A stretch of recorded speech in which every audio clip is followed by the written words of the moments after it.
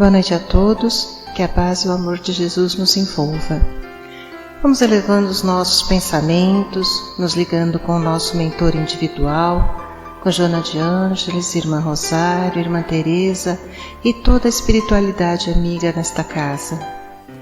Vamos nos ligar com nossa mãezinha querida, Maria de Nazaré, pedindo a ela que nos envolva em sua luz, em sua paz e que nos acompanhe em nossa ligação com Jesus, nosso Mestre.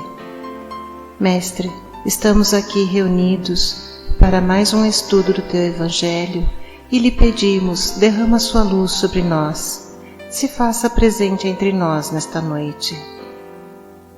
Auxilia-nos no entendimento e na aplicação dos Teus ensinamentos em todos os momentos da nossa existência. De mãos dadas a Maria e a Jesus, chegamos à presença do nosso Pai.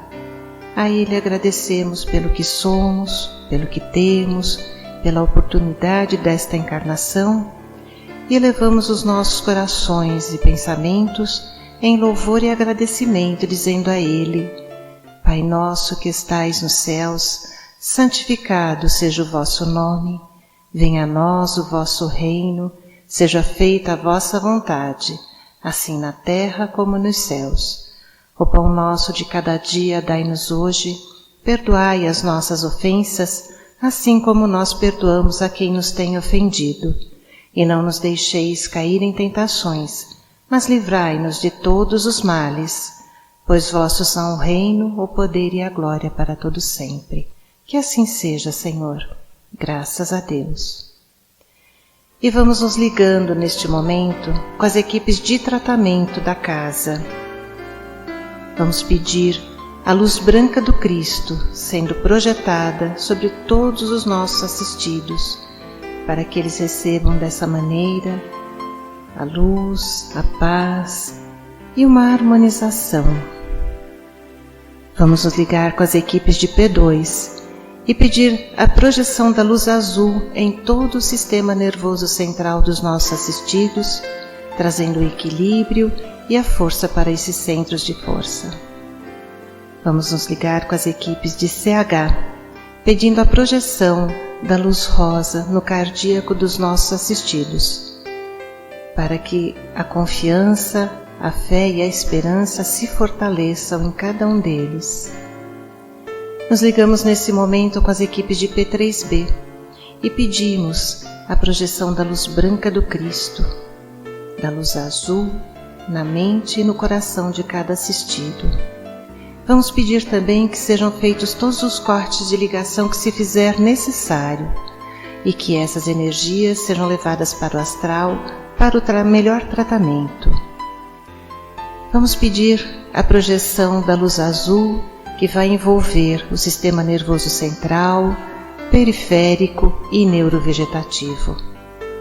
Um rosa claro no cardíaco para aumentar os bons sentimentos, um amarelo claro no frontal para fortalecer os pensamentos positivos, a confiança e a ligação com o mentor individual. E uma cúpula rosa clara vibrante da cabeça aos pés, para que o tratamento permaneça até quando for necessário.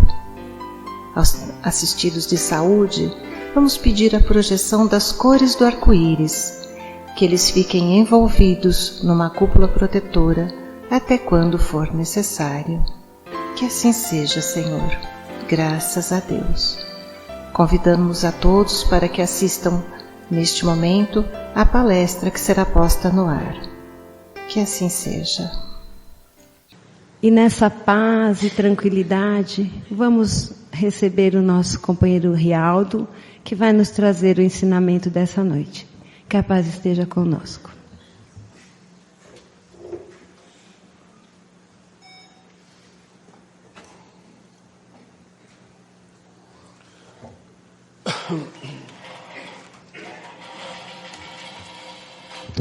Boa noite a todos. Que a espiritualidade nos abençoe com boas palavras e que possamos sair daqui com bons ensinamentos.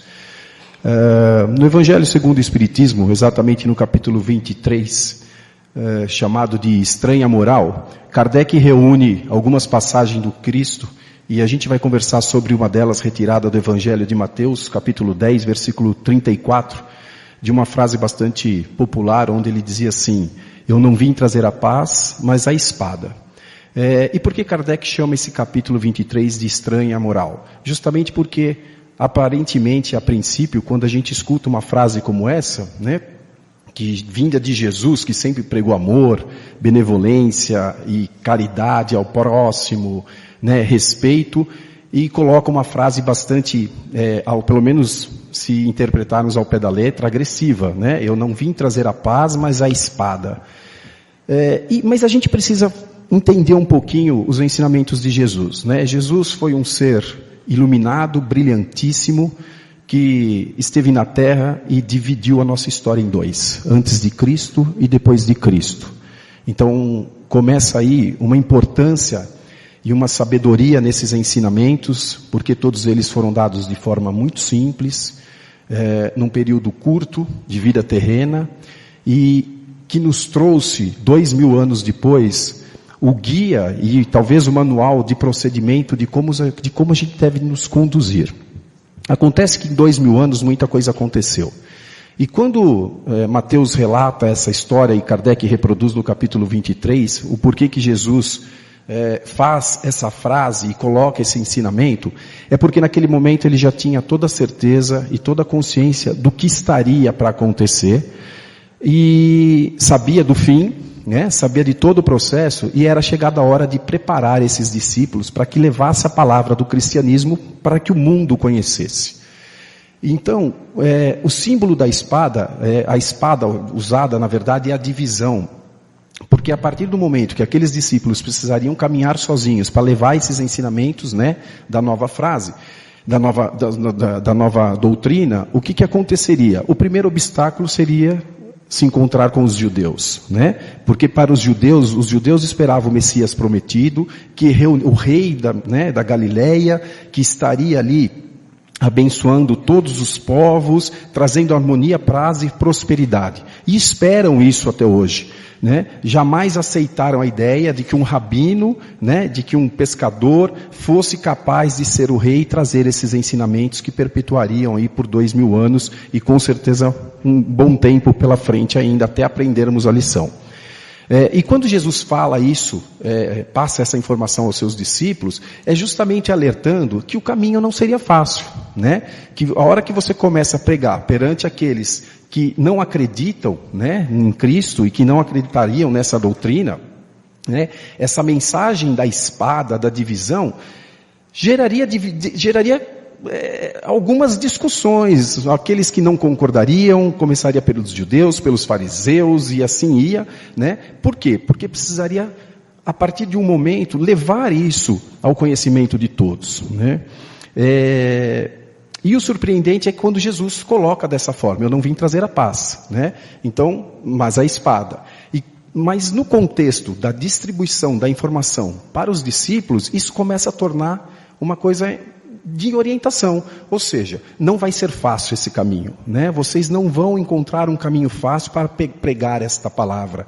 E para isso é preciso ter perseverança, para isso é preciso ter postura, para isso a gente precisa entender que quando a gente adota uma postura cristã, e quando eu falo adota uma postura cristã, eu estou falando em termos de prática, né? Porque é muito fácil a gente ler, é muito fácil a gente orar, é muito fácil a gente se dizer cristão. O difícil é ser cristão, né? É muito difícil quando a gente tem um problema num relacionamento pessoal, a gente manter o cristão, o Cristo dentro de nós. Porque estamos num caminho que é natural, de progresso, e somos cheios de imperfeições. Muito bem. Mas hoje nós não estamos mais, né, precisando sair para o mundo para propagar a doutrina cristã, né? Eu acho que essa parte ficou há 2000 anos atrás, percorreu mais um período. Hoje, todos nós aqui saímos das nossas casas, dos nossos trabalhos e viemos por conta própria. Viemos através do nosso livre-arbítrio.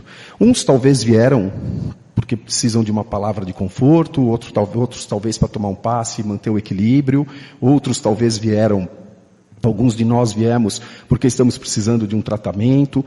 O motivo específico de cada um, na realidade, tanto faz. Mas uma coisa todos nós que estamos aqui hoje temos em comum. Estamos em busca de uma mudança de comportamento. Estamos buscando, talvez, melhorar algo que está dentro de nós e que está nos incomodando. Seja uma reflexão, seja, sei lá, tirar uma vicissitude, procurar uma compreensão melhor por aquele que está convivendo comigo, pelo meu chefe, enfim, seja por uma necessidade. O que buscamos aqui, ele é variável. Talvez daqui a 2, 3 meses, ou talvez daqui a uma semana, não tenha essa necessidade, tenha uma nova. Mas a necessidade sempre latente é a mudança de comportamento, é a mudança de conduta. E é aí que a gente precisa começar a fazer algumas reflexões do que nós estamos fazendo hoje. Isso talvez esteja até um pouco atrasado, né? As casas espíritas estão cheias, os centros de Umbanda talvez estejam também, as igrejas também, os evangélicos também, os protestantes também, porque as pessoas começaram a entender, e é preciso começar a entender mesmo, né, que o mundo caminhou. Em 2000 anos, o que nós tínhamos para progredir em termos de tecnologia, em termos de informação, em termos de conhecimento, está sendo cumprido. Não que foi cumprido, está sendo cumprido. Muito mais coisas virão. Mas a gente precisa entender e talvez refletir se a gente está conseguindo acompanhar a nossa evolução moral, das nossas estranhas morais, né? Será que a gente precisa levantar a espada contra o próximo? Né?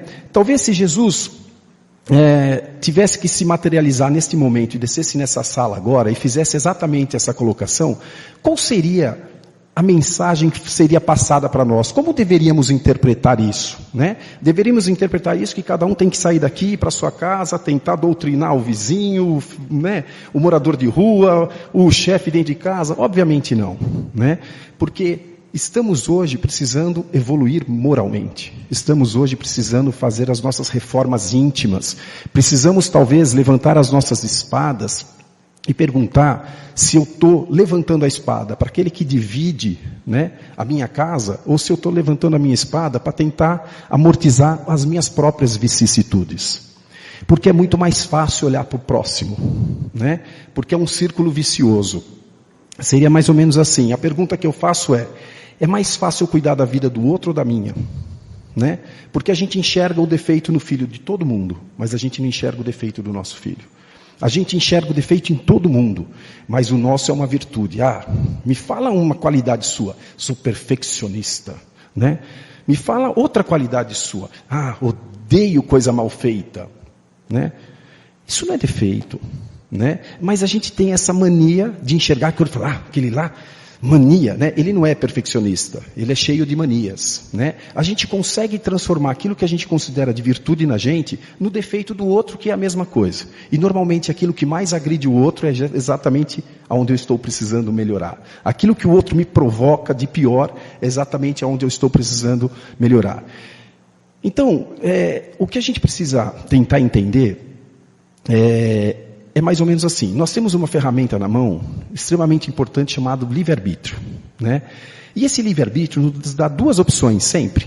Eu posso fazer uma escolha, né, de agir, e posso fazer uma escolha de não agir. Eu sempre tenho duas escolhas. Eu nunca vou ter menos de duas escolhas. E a vida é cheia de livre-arbítrios. A gente acorda de manhã tendo a opção de estar bem-humorado, de trabalhar o pensamento e seguir em frente, ou podemos ter a opção de ficar pensando nos problemas e falar, o dia hoje vai ser pesado. Nós temos sempre duas opções, nunca vamos ter uma só. E o problema é o seguinte, como eu falei no começo, a gente caminhou tão rápido, né? Eu acho que esses últimos 30 anos nós tivemos uma evolução material, uma evolução tecnológica, uma evolução na informação, que parece que deu um choque na gente e deixou a gente meio atordoado, né? A gente, há 20 anos atrás, pegava fila para comprar um telefone. Hoje todas as pessoas, algumas pessoas têm 3 chips dentro do mesmo telefone. Né? Então, assim, esse choque de informação, e isso é muito fácil de ser justificado, porque o mundo não vai parar de andar. Ou a gente pula dentro desse trem e começa a entender quais são as necessidades reais de hoje, né? Ou nós vamos ficar para trás. Nós não vamos acompanhar. Né? E a vida mostra isso para a gente todos os dias. A minha mãe tem 90 anos, ela tem uma dificuldade enorme, né, de ir ao banco, ela tem uma dificuldade enorme de mexer no celular, né, porque a tecnologia andou. Né? E o corpo físico, também talvez não consiga acompanhar essa velocidade.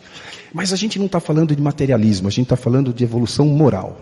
A gente precisa começar a olhar para nós no espelho e levantar a espada e falar assim, o que eu posso melhorar em mim? Cada vez que a gente resolve vir para uma palestra, ir para uma missa, enfim, buscar uma ajuda espiritual, a gente tem isso inerte dentro da gente quando a gente vem buscar algo melhor. Eu vim aqui justamente para uma reforma íntima. Eu quero ser mais calmo, eu quero ter equilíbrio para resolver o problema, eu quero tentar uma cura de um problema físico. Só que tudo isso hoje está muito difícil da gente administrar, porque as informações nos chegam diariamente, segundo a segundo. Né? Antigamente nós tínhamos o telefone. Passou-se um tempo, nós tínhamos o telefone e o bip. Passou mais um pouquinho, veio o e-mail. E a gente começou a ter as caixas de e-mails lotadas. Então a gente tinha 2 e-mails. Aí nós criamos a intranet, né? Porque o e-mail era externo, a intranet era o problema do trabalho, um círculo fechado. Veio a tecnologia mais um pouquinho e trouxe as redes sociais. E hoje a gente tem o WhatsApp, o Facebook, o Instagram, o Twitter e mais alguns que vão vir pela frente, com certeza. E a gente não soube olhar para dentro de nós e começar a entender que a gente precisava organizar a vida da gente. A gente achou que a gente podia absorver tudo isso, né? E aí hoje a gente não tem o direito de decidir, ou melhor, o direito nós temos, a gente sempre tem 2 escolhas. A gente não tem a coragem de falar, eu não vou entrar nesse grupo de WhatsApp. Porque todo dia alguém cria um grupo novo. E quando a gente menos espera, a gente foi posto lá dentro sem pedir.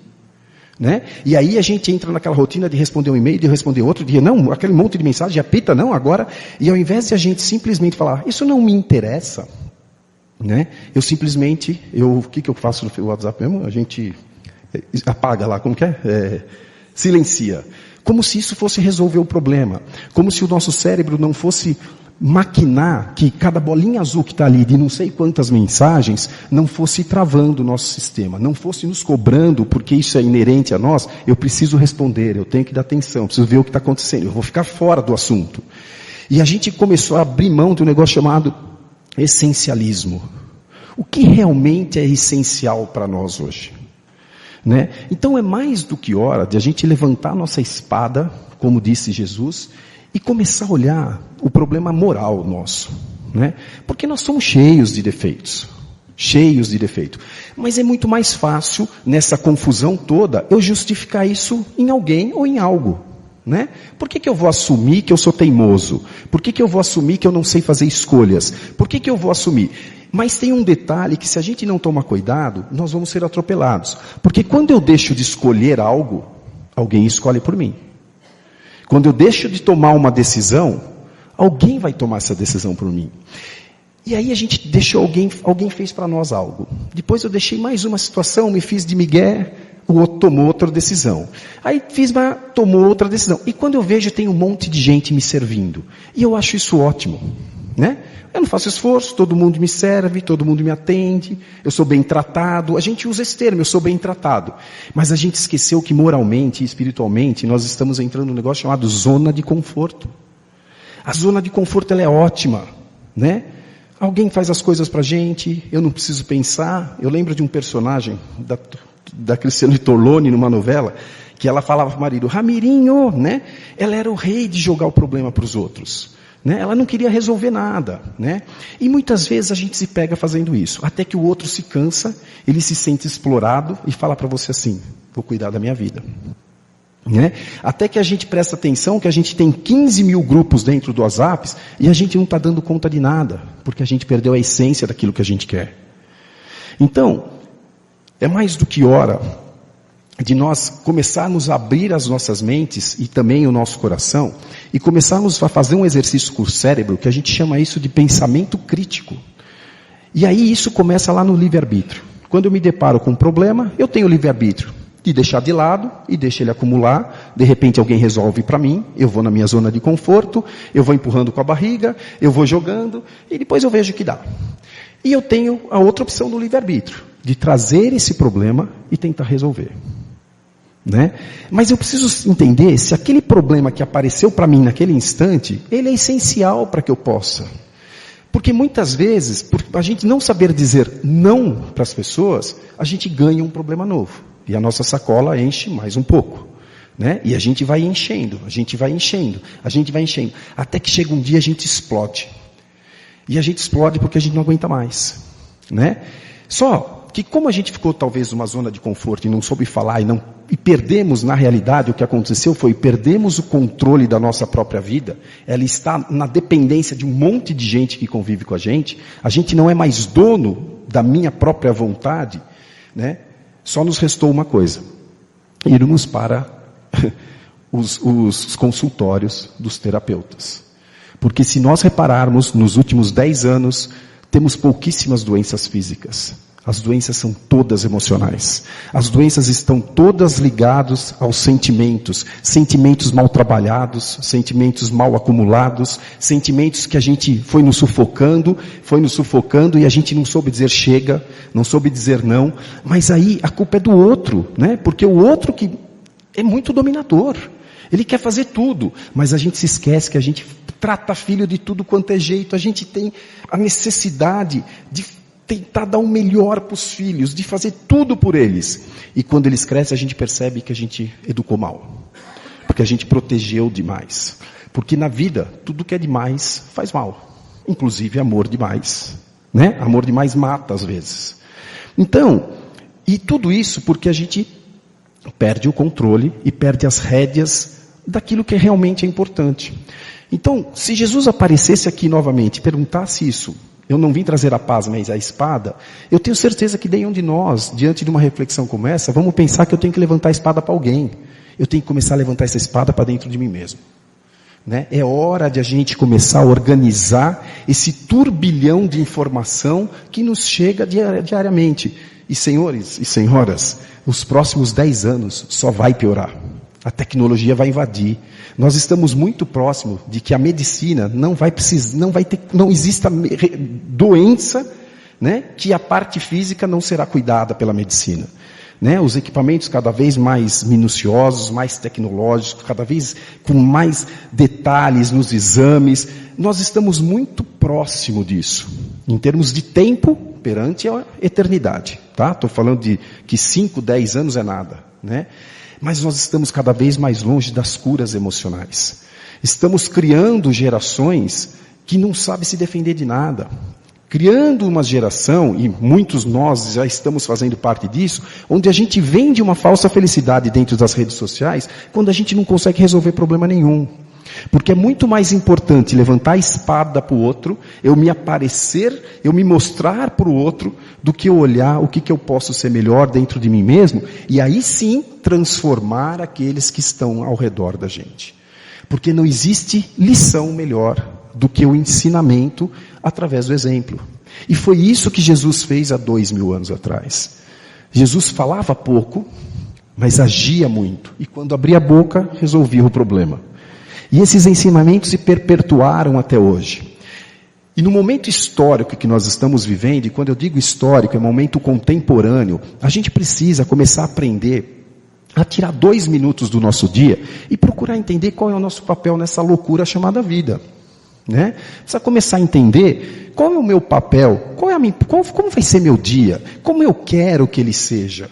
Né? Eu vou me abrir para toda a confusão que vai entrar, ou eu vou me equilibrar, eu vou me ligar a uma espiritualidade, eu vou procurar entender que por trás de cada ação existe uma reação, e vou começar a assumir para mim mesmo que ninguém está aqui em férias.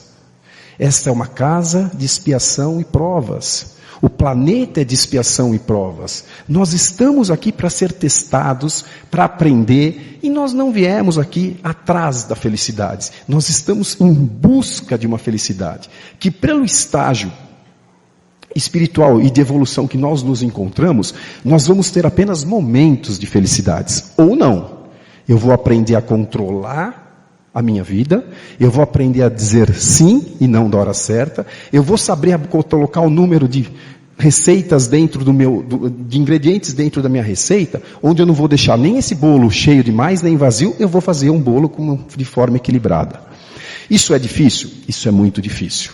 Mas se a gente não começar a se equilibrar e perceber que estamos vivendo os novos tempos, e perceber que temos que estar atentos a essas mudanças, porque esses são os chamados.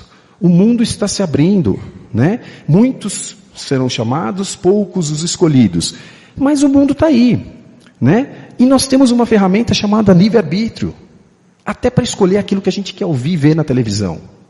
Mas a gente não faz isso. Hoje em dia, se eu perguntar aqui, quem confia em todas as informações da internet? Ninguém vai levantar a mão. Porque tudo que está ali, se não é falso, 2 minutos depois chega uma informação diferente daquilo, ou chega uma informação maior do que aquela que acabou de chegar. E se nós não temos capacidades para absorver tudo isso, então precisamos ser essencialistas. Começar a definir o que realmente é bom, começar a definir o que realmente me faz bem, começar a definir realmente o que eu quero para mim. Porque com esse leque de opções, para a gente querer tudo e não ter nada, é só uma escolha errada. É só uma escolha errada. Então, quando a gente fala, quando Jesus disse, vá à luta, este momento que nós estamos, porque há 2000 anos atrás, a luta era outra. Né? A luta era outro tipo de luta. Hoje, como falamos, não importa a religião de cada um. As pessoas vão em busca das doutrinas e estão baseadas no cristianismo, no budismo, não importa em qual delas, mas estão ligadas a uma espiritualidade maior, né? Isso já foi propagado para o mundo.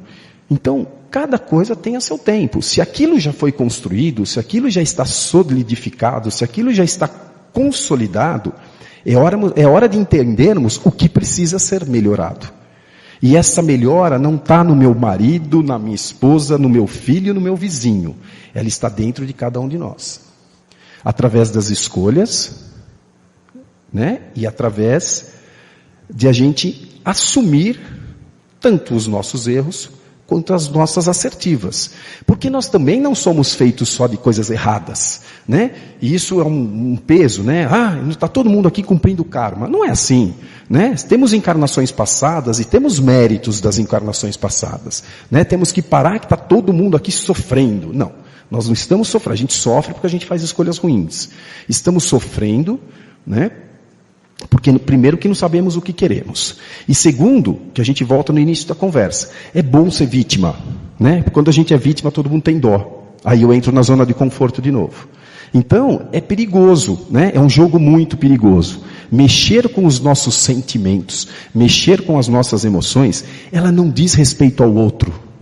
Ela diz respeito a mim mesmo.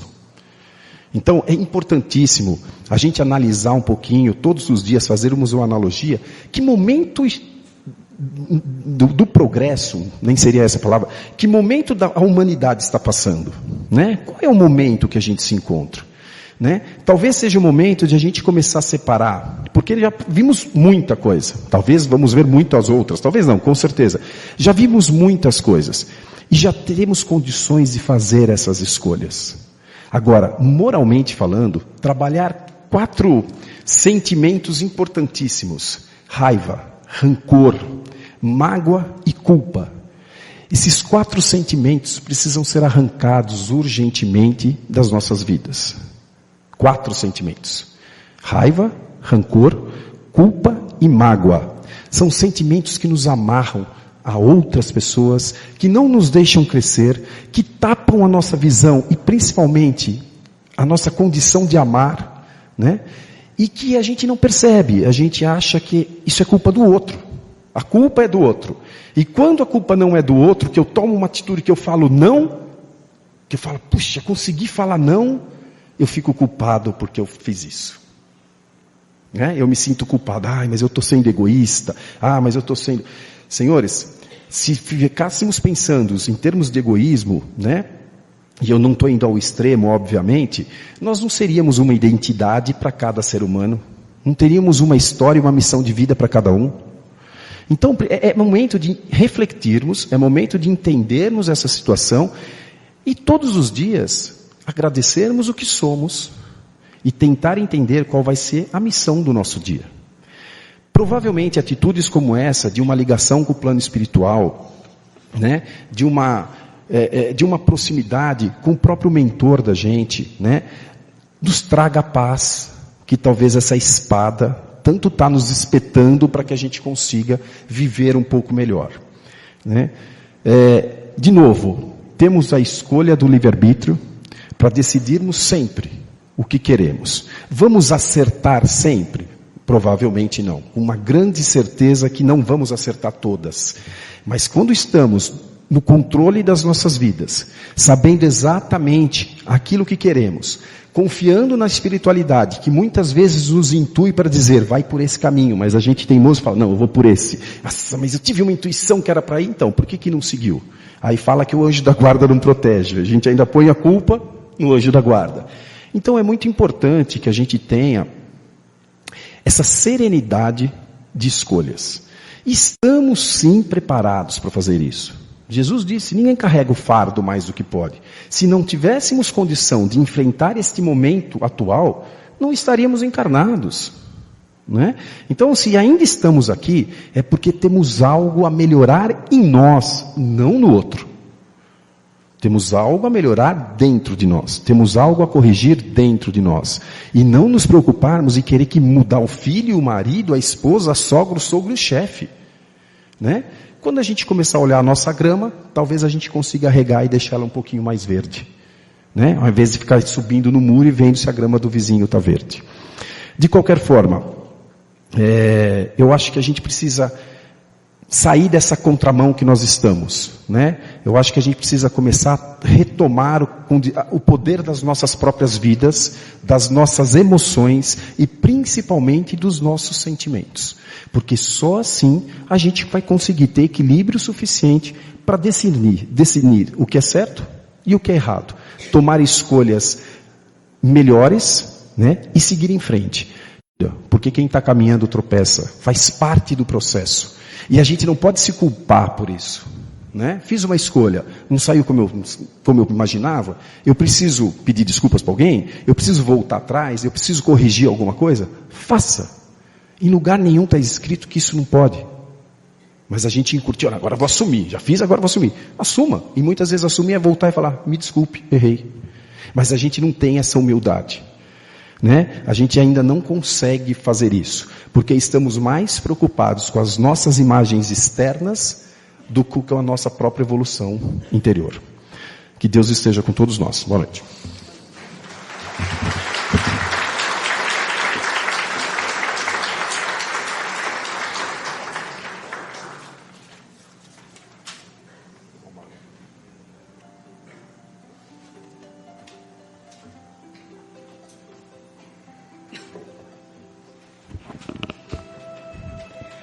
E assim, agradecidos por tudo que recebemos nesta casa, nesta noite, todo aprendizado que nos fortalece para seguirmos em frente, vamos abrir o coração e vibrar muito amor.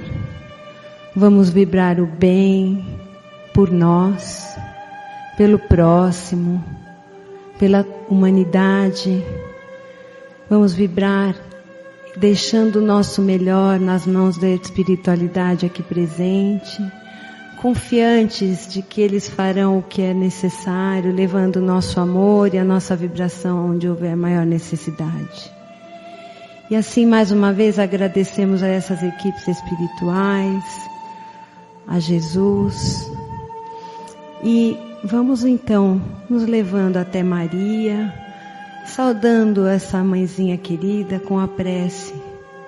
Ave Maria, cheia de graça, o Senhor é convosco, bendita sois vós entre as mulheres, bendito é o fruto do vosso ventre, Jesus. Santa Maria, Mãe de Jesus, rogai por nós, pecadores, agora e na hora de nossa morte. Que assim seja e que possamos voltar aos nossos lares na paz, na tranquilidade, na proteção do Mestre. Boa noite.